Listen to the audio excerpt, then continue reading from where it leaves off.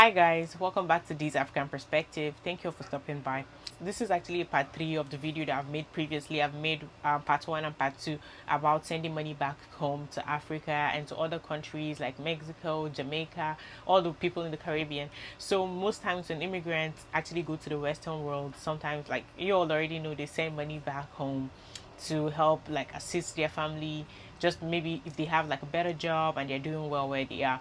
And sometimes some people are actually not doing really well, but they just kind of have they just feel like they need to help, and that's actually totally normal. So the reason why some people are actually saying they are not going to be sending money back home is due to the ungrateful family, and sometimes the entitlement that comes with actually funding someone's life, when those people, some of them are actually grown adults, some of them are extended family. But I'm not going to go too deep into this rant. I just want us to check out a couple of videos of people ranting and telling the reasons why they feel like they are not doing that again. Almost like we're all related, because some way somehow we all have family members that behave this way. But before we check out this video and see what people have to say, I want to give a quick shout out to Kim for giving me a $20 super thanks. Thank you so much. God bless you. I really appreciate the support to the channel. That really means a lot to me. Thank you so much. Please make sure you click the like button. That really helps with the algorithm and I appreciate it a lot. Give the video a thumbs up and subscribe to the channel and hit the notification bell to get notified every time I post a new video.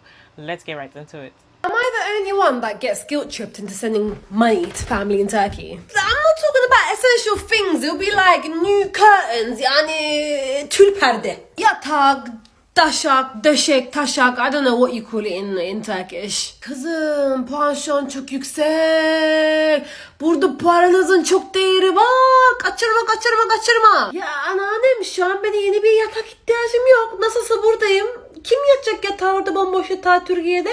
Kızım bak, burada da fiyatlar artıyor. Ekonomi çok kötü. Bak, pişman olmazsın. Şu an fiyatlar düşükken al. Pişman olacaksın bak almazsan. Like the cost of living here is no joke, you know. Cost of living, anneannem. I'm stealing plastic bags from airports to use as sandwich bags. Obviously, I still sent the money because, you know, you can't really say no. So it looks like I'm getting a new bed and new curtains. Do we all have the same family members or what? Because my family members are the same way. And let me tell you guys, I'm from Honduras too. So for some reason, they believe you have this responsibility to send them money or that you're supposed to help them. You have to, you know, you have to. You're their prima. You're their sobrina. You know, you have to come through for them. So they're gonna blow up your phone until you answer or until you decide to block them. So it's very crazy whenever you have your own family, whenever you have your own bills, you have your kids, you have groceries that you need to buy, and they don't bother to even ask if you can, you know, like, well, I'm going through this, and if you happen to be able to help, you know, like, maybe think about us, you know. No, they're like, well, I'm calling you because I need this and that. Okay, I'm calling you because I wanted to do this and I need the money to do so. So you're the one responsible to provide so they can go ahead and do whatever they wanted to do. So I agree 100% to what she's saying. You know, do not feel guilty because you're responsible for your own bills, for your own things, for your own family. You know, they have their husbands, they have their own body they can use to work just as we do, you know. So just don't bother to even answer the call if you're not gonna do so, because they're gonna keep on calling you. And if you say, oh well, maybe next time I can do it, they're gonna be calling you the next day or the next week or until you send the money. And once you send that first time, it's a forever ongoing thing. It's not gonna stop. You know, recently I had a cousin reached out to my dad, and he was like, well, you know, I felt bad, and I sent her She was like, mándeme pa'l fresco, you know. So if you don't know that, that means send me to drink a, you know, to have a little drink or something, to soda, whatever. So he was like, okay. So she just wants pa'l fresco. So he goes and sends her $30 plus the $10 fee, you know, to send the money. So it was $40 that he sent her.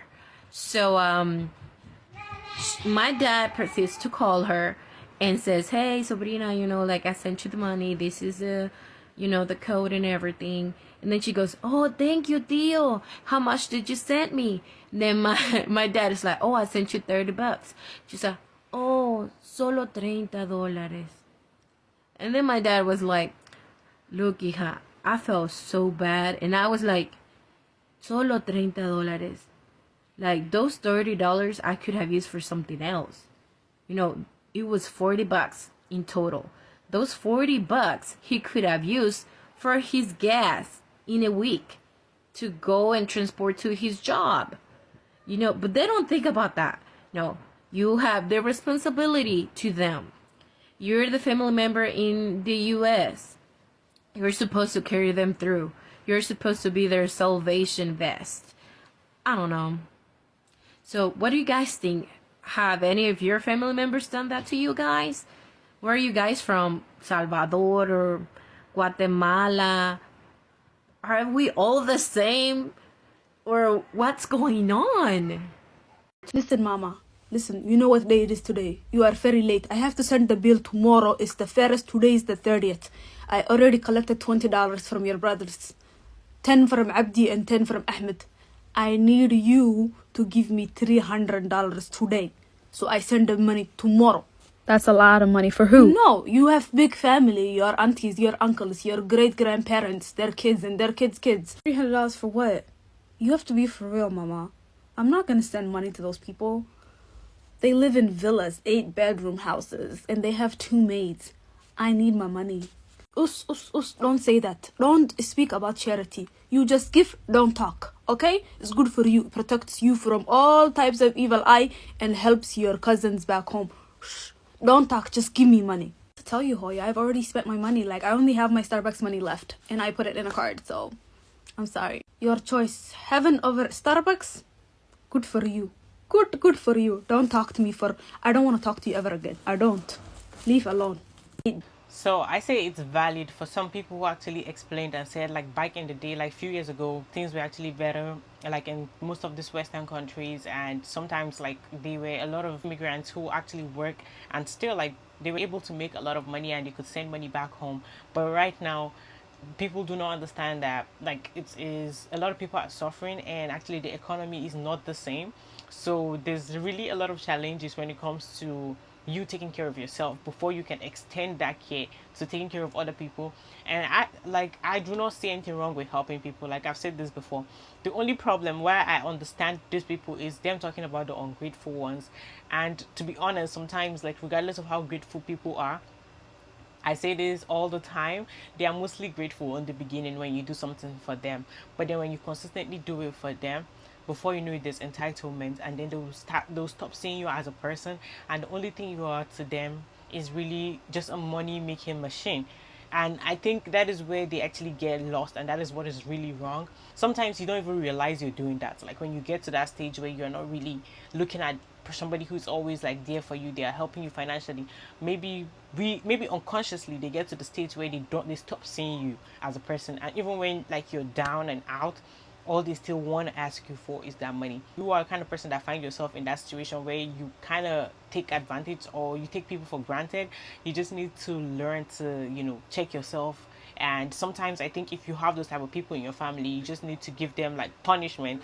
That means you should cut the funding you're giving to them. If you notice they're getting to the point of entitlement, they're getting to the point where they're not being grateful or understanding or appreciating that effort that you're putting into them, when you cut it off, then they'll start realizing like, hey, like this person they know you have the ability to cut it off, and then they might start seeing the advantage of what you're doing for them. So you send money back to the Philippines? Yes and no.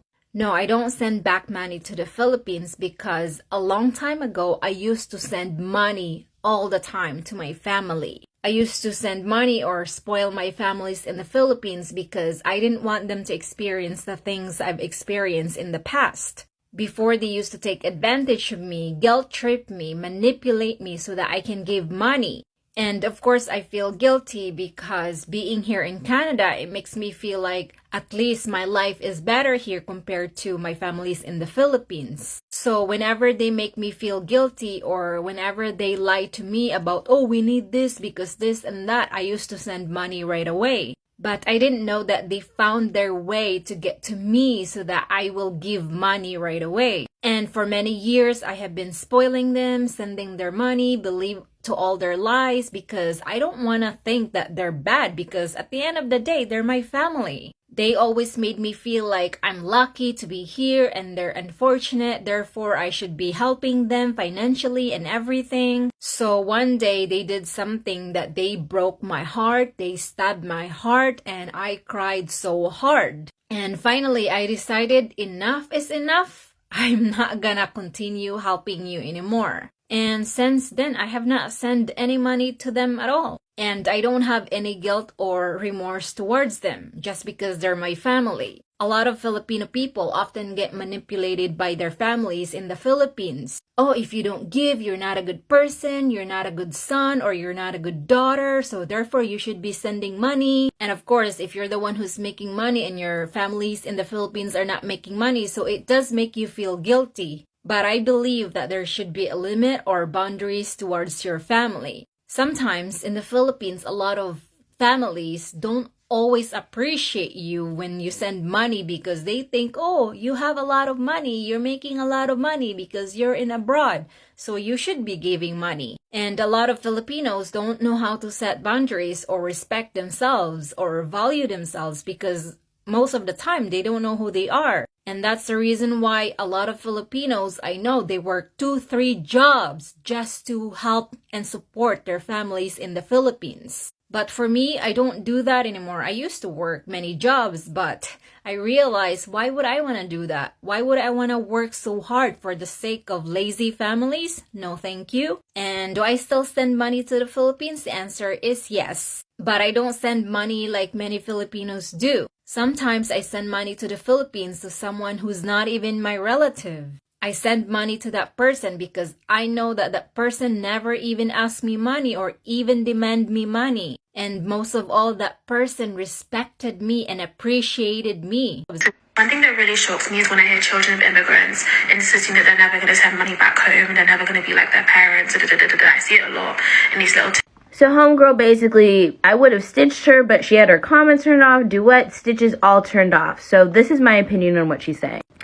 Just a quick rundown of the video. She's basically saying that for the people who have family back home and they go abroad, in the conversation of do you send money back? Should the kids continue to send money back? That whole conversation that happens in all diasporas all over the place.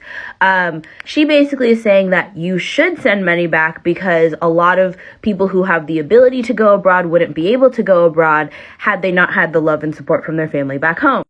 Which to me, I don't like to do blanket statements with this situation. It's whatever you're comfortable doing. I don't judge people who don't send money back home because I don't know the personal life of their family. And I don't judge people who continue to send money generation after generation. It is whatever you're comfortable with. But here's where I insert the story of my grandfather and his sister and what they did. So for context, my grandpa is one of the most Christian men that I ever knew. He was born in 1923 in like the very rural part of Jamaica. He didn't have shoes till the 4th grade. Man immigrated here in the 1950s, became a very successful doctor in the LA area. His story is something to write a book about, and I will eventually, I feel like. But his sister and him both left Jamaica. Okay, keep that in mind. His sister immigrated to England. He immigrated here. Now, they had made a conscious decision that they were going to continue to pay, send money home for Christmas, for house repairs, for things that people needed back home because they had the extra money to send. But they were only going to send it to the people that took care of them, like their grandmothers, their great aunts and things like that, and the people that they grew up with, so their peers. Now, as soon as their peers started to die off and they were getting older, retired, fixed income, these types of conversations start to come into play. And they basically came up with a plan. My grandpa and my great aunt went to Jamaica, had a family meeting, and basically told them that we're willing to pay the way of the people in our generation, but for your children, we will give you this ultimatum.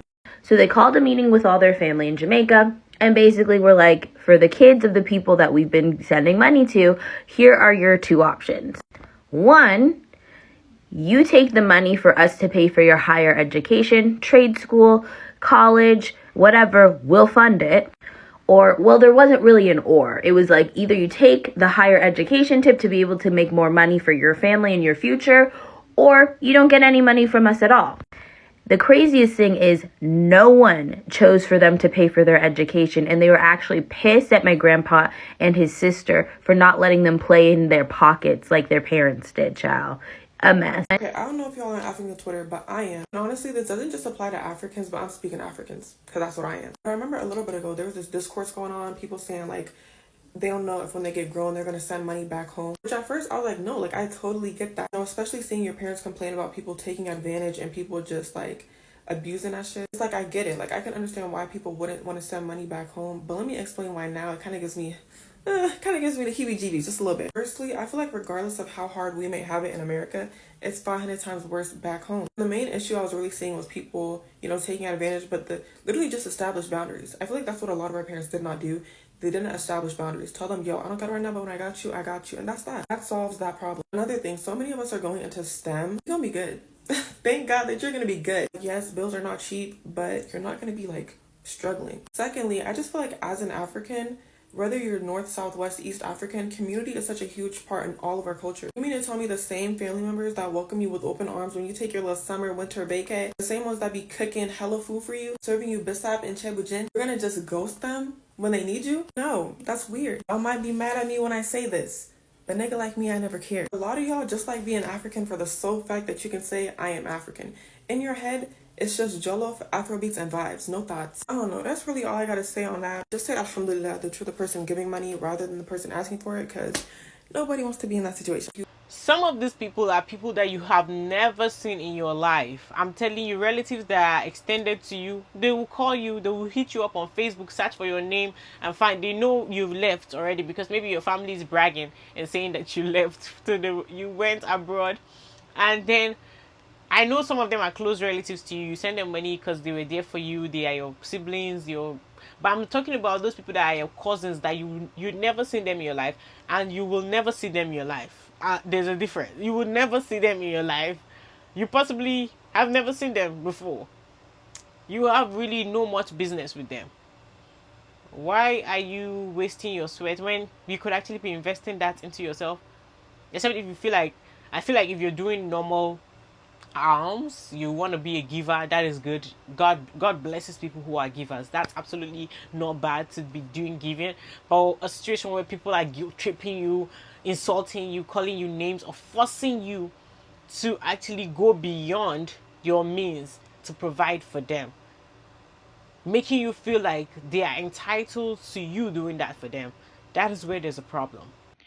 Sending money to family members that are in another country is the biggest waste of money you can do. I'll tell you a story regarding my mom. My mom immigrated to the US back in the early 70s, so almost like over 50 years ago. And ever since then, she has worked hard, sent money to her family members. She even helped a lot of family members immigrate to the US. And my mom was always like the one that helped. Every time they needed something, whatever it was, they would go to my mom because she was always like a giver. She was always helpful. She had a brain aneurysm like 7 years ago. All those people that she helped, all the family members that she helped, a lot of them went ghost silence. They did not offer to help. She has one sister living in Mexico, and the only reason why she called was to, just check and verify if my mom was really sick, and if she was, to kind of like remind me that my mom promised her to send her money. So yeah, like all the money that you send, it's just a waste of money. Like, they never improve their lives, they never work, they just freeload off of the money that you send. So yeah, it's like, I know they're your family members and you want to help, but there's really nothing you can do because they do not want to do anything. So yeah, regarding my mom's sister, I cut her off. Like, I stopped talking to her because I just realized, like, my mom is, she had a brain aneurysm. She's completely disabled. And instead of offering help, you're asking for money. Like, no. So yeah, don't do it. First generation American with both parents from Jamaica, and boy do I have stories. I watched my mother send money back to her older brother in Jamaica for years. She was practically covering majority of his expenses. And the excuse was always, oh, things are so hard in Jamaica, there's not much opportunity, etc., etc. So when I was a teenager, I went to Jamaica for the first time and met this particular uncle. The first thing he said to me after finding out I was his sister's daughter was, wow, I heard your mom has gotten fat since moving to the States. Then he proceeded to ask 13-year-old me for $20. And I really think that's where my villain origin story began as it relates to sending money back home. Because first of all, this was an able-bodied man and he really could have worked. But I realized that the same people you're supporting will turn around and make jest of you behind your back. So if you want to send money, go for it. But this idea that you're obligated to send money back to people in your home country has got to stop. Back home was aggressive and wasn't really helping them. And it's sad to say, yes, a lot of our family members are in third world countries and what they are enduring is really harsh and rough. So that is not the issue of us sending money to help them. The problem has come in that when our parents sent money back home, they were sending it and a lot of our relatives started gaining the misconception of our money. You all know money converts. So the American dollar weighs a whole lot more. And a lot of our family members thought that they were rich, or better yet, we are rich because our dollars, when they convert it, they're able to afford way more than the average person there. And due to those misconceptions, they're sitting, some of them not working, believing that we're rich. And that is far from true. A lot of us have endured a lot here. And the way our dollars work is not the same for them as it is for us. So we know that as children of immigrant parents, like Tori talking, and I can attest for myself, speak for myself, we probably had a harsher life than we probably would have had to endure had our parents not sent in the manner in which they did. But literally, our parents were caring for multiple families at one time. And speaking solely on my family, yes, my dad was helping several families. And there's now the expectation that I do the same. And while I have no problem helping my family back home because I absolutely love and adore them and I don't want to see anyone suffering or struggling, the problem comes in that there's no respect for our dollars. And when I say no respect for our dollars, I'm talking about they don't realize what it takes for us to earn that money and to be able to give them the quality life that they're living. And so a lot of them call us with all of these urgent needs that are not urgent. And me being the child, now adult, I ask questions. What am I sending this money for? You have family members back in your country. You don't need to feel guilty about not sending them. I don't send money back home. The reason I don't do that is because I've seen over and over again how our family does not show appreciation. I used to send boxes of my old clothing through my mom, and I don't speak to my mom. It's been 7 years, and that was the only thing I would do for them. Now, when I would send a message through Facebook or WhatsApp asking how everything's going, how everything's doing, it would only take about a minute or two before they're asking me for a cell phone, a brand new iPhone, to send $100, to send 50. And I'm just thinking to myself, I just asked you how your day was. You haven't asked me how I'm doing. You haven't even said happy birthday to me. You haven't hit me with the happy holidays. You don't even know when my son's birthday is. It's very disingenuous when they do start asking like questions about me. But it's really just to test the temperature of my pocket, you know? And that's why I do not send any money to the people back home. Because also what they do with the money a lot of the time is to flex in front of the other people that they're competing with, which you guys are all in the same boat. What is there to compete with? Okay? So I don't feel bad at all that I do not send anything back home because, you know, I've been sick with the sea a few times. And do you know how many times they've hit me up and been like, how are you feeling? Here's some home remedies you can make so you can feel better. None of that. None of that. When I tell you that a lot of people would like they beg me for money literally, and you know what is crazy? I think somebody told me into comments, one comment that I read, and the person said, "Hey, like I really appreciate your boldness for sharing this video, but you all please." Maybe they might actually come for me. I just hope my family don't see these videos that I've been posting before they'll come for me and beat me up, okay? I don't want them to come and see. I don't want them to see these videos, please. If they see it, I'm just kidding. I don't care. A lot of like family and friends, extended family, some of them started reaching out to me. People that I've never spoken to. And that is why I understand the anger of some of these people. Like, why will people who literally do not talk to you much suddenly want to talk to you? And the only thing they're talking to you about is money. And they just want to ask you for money. I've had friends who actually ask me for loans. They want me to borrow them money. It's like, you know for sure you're not giving me that money back. Like, let's be for real. Cut the bullshit, because this is definitely some, you know you're not paying me that money back. Please be for real. That the only place that they get in contact with them is only from WhatsApp. You know they are not going to call you directly, okay? They're not using that international caller.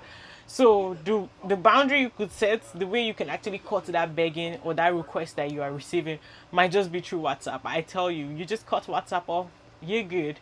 You delete Facebook, you're good. Because how are they going to reach you? I know it's good for you to actually be a giver. You understand? And mostly with us, like Africans and other people from other places, we all have this mindset of a community lifestyle for mindset, so we can help each other, assist each other. One way or the other, you were helped by someone. But I am just saying that, like, you know, if those people are really not very, very related to you, and you know that they will not be there for you sometimes, and you're suffering, like, it's not like you just have a bunch of money, because some people are actually not living so well in these Western countries, the diasporans. Most times they're struggling, they take out of their sweats, they are working for those money. It's not like it just comes just like that, or people just randomly give them, or they go to a tree and get it. But some are very blessed, yes. But if for those who are like struggling, you don't have to strain yourself. I feel like you have to always go and like do the most. Like, you have to hurt yourself, hurt your pocket, starve yourself in order to please someone. Like, those people pleasers are even the dangerous ones. You have to learn to set boundaries. You have to learn to say no. You have to learn to only give when you know it's necessary. Don't let them just, most people just sit down and expect you to just be the one who keeps working for them while they are having the best time of their life. My family's from El Salvador, and my mom and my grandmother, rest in peace, would send money back home to El Salvador to some of the family members that had that were living in my grandmother's house that she kind of built out of nothing really. And it wasn't a house like your average Salvadorian house, which honestly aren't that, there's some nice homes there, but like my grandmother lived in the slums, so her house was kind of slummy, but it was her home, and she came out here. I think one of her daughters made her resident. So anyway, she would just come back and forth. She wouldn't stay for too long, and she'd go back to El Salvador and spend time with in her house with that family, and that family was always asking for money when she was out here. Oh, I'm sick, I need money, I need this, there's no jobs, blah blah blah. Granted, if you're poor and you're not educated, you have to really like really hustle in El Salvador. Like, I know El Salvador right now is looking all great and everything, but there's still poor people there. There's still people that are struggling, that can't, they're money hungry because they don't have it and they've never had it and they might never ever have it. Like, the people that have migrated out here are lucky to be able to provide now for themselves, for their families, but the ones that were in the slums that came out here like out of nothing, made something out of themselves, good for them. But anyway, I digress. My grandmother was slowly saving money because she was gonna eventually just stay there, so she'd come out here, and I think she qualified for I think social security out here. I'm not sure. She was getting a little bit of money here, I think, but I forgot who was sending it. She was getting a little bit of money, not a lot, but she was saving that money, and so she was gonna go back as she grew older. She got weaker, and she had like a little like a drawer with a lock, and like my cousins like had the audacity to like go, like they have the key, so they went behind the drawer and like opened it and got all the money out that she had saved. And my grandmother passed away, and my mom started helping that same family. And I'm like, why do you help these people? Like, your immediate family is here in the United States now. Like, there's nobody there that really like that's immediate to us. Like, I don't have a sister, I don't have a brother, I don't have a child. Like, my mom's not out there. Like, we're all out here, so we don't need to help them. Like, I mean, it's nice to be able to, but then they start taking advantage. They're like, oh, I need this. They call you every time. And what this woman is saying in the video prior, it's true. They'll call and say, oh, how are you, tía? ¿Cómo estás? Que no me esté. Oh, sí, yo las quiero mucho, blah, blah, blah. Dios bendiga.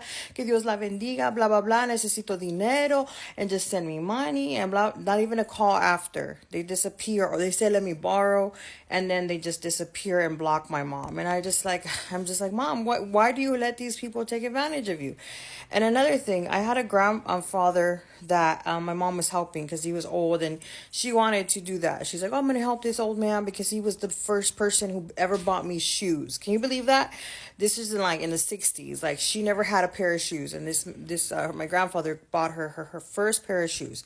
So she was like, oh, I'm going to always like help him as long as he's alive until the end. So she would send money every month to one of my cousins, and she was taking care of him and feeding him okay and buying him his newspaper. When my mom went to El Salvador to check on that, like, they weren't even taking care of him. They weren't feeding him right. He was living in bad conditions. And like, my cousin had bought all these new appliances, couches, and keep in mind, she didn't live like in a like a nice wall place. It was like a slum place. She was like where there's laminate, there was like metal for and she had all these appliances, and my mom was like, okay. And after that, when she came back to the United States, she cut her off. But before that, she was like, they were just hogging my mom's money for like 2-3 years after, that she was sending money. And they have no remorse, and they still call, and they're like, oh, we need money, like, I'm sorry. And my grandmother passed away, and she left them the house. She left that family the house. And, despite it being in the slums, she always took care of it. She always maintained it. She always took, good care. Just because you live in the slum doesn't mean you're not a neat person and you can't maintain your home. And these people, I went 2 years ago. I went to go see, to heal some of my trauma. I went over there to just see how the home looked. It's like run down. It's hoarded. Like, they took no care of that home. They cared nothing about it. So, yeah, you don't have to help them. If you have your family out here, you don't have to help them. They take advantage of you. The more you give, the more they take. Think about it. Learning how to say no is very important. When they ask you for something and you do not have the capability of doing it, or it's going to be too much on your own side for you to be able to provide it, learn how to say no. Reject it and say you will not do it. Don't even be afraid of what they might say about you. Some people have this panic, or, oh my God, they might insult me and say I'm not a good person. A lot of people, I saw them comment saying that when some their family member or their dad or their mother rejected and said no to giving money back to family members. They insulted them and said all sort of things to you. Yes, you see, you're sending money to people who literally will insult you when you don't give them. When you just say no to them, the next thing they want to do is start saying all sort of words and calling you names. So why should you feel some type of way to actually tell those people no? I feel like you need to just learn how to set boundaries. And when you start sending money to people back home, the beginning you do it, the first time you do it, they'll be like, okay, like we're happy about this. Before you know it, they'll slowly start training you. They'll slowly start training you, asking you for money or expecting it at a certain time. You're sending them money. You're also training them that, yes, I am the money making machine. I'm going to keep sending you money constantly to people that do not deserve it. Who I'm talking about, the ungrateful ones. And then the entitlement comes, all those type of things. You need to, if you are, especially for the newbies who are not used to doing that kind of thing, they have not gotten into the character or the behavior of doing that kind of thing. I learned to train mine because nobody sit down and is expecting me to just constantly give them. If I give, I give. If I don't give, nobody says anything to me because I learned how to train. At first, it was more like a challenge of them trying to train me, and I'm like, hey, you're not gonna train me. I will train you because, and let me tell you, that's the best thing to do. Just learn to train them. Okay, learn to train them on how you are going to run your finance. You are the one who sends that money. But anyway, some of you have good family members. Some of you have nice people who are not like ungrateful. They appreciate what you do for them, and you definitely want to take care of them. You want to make your parents proud. You want to do a bunch of things for them. That is absolutely good. I'm just the only thing people we're talking about here, mind you. I just need to keep reminding you guys are the ungrateful, entitled people who actually want to guilt trip you into sending them money. Some of them who want to use emotional blackmail to tell you all sort of lies, practice all sort of lies, and whatever money you send to them, they don't even use it towards what you're sending that money for. So those are the people that I feel like many people in the diaspora who some of them have spent years and years of their life. Some of them are actually late. They've passed away. Have spent years of their life sending money to their family and doing all those things back home. And at the end of the day, all those things that you have been pouring into them is not appreciated. It is not used to do anything better. Some people have actually lost their life from actually going back home to go and maybe get the to maybe like be like, oh, let me just go and spend time with my family. I'm retiring. So those things are just things that happen, and it's so sad to see that we're going through that. But anyways, guys, that's it for this video. Thank you all for watching this video to the end. I really appreciate you guys. Anyways, I just need you guys to please help me click the like button. That really helps with the algorithm, and I like it so much because I know most times we really do not like clicking the like button. Okay, most times you just want to watch a video and just leave, but it just helps so much. Just help me do that. Okay, click that thumbs up button and also subscribe to the channel if you're new here, and hit the notification bell to get notified every time I post a new video. I'll see you on the next one. Bye.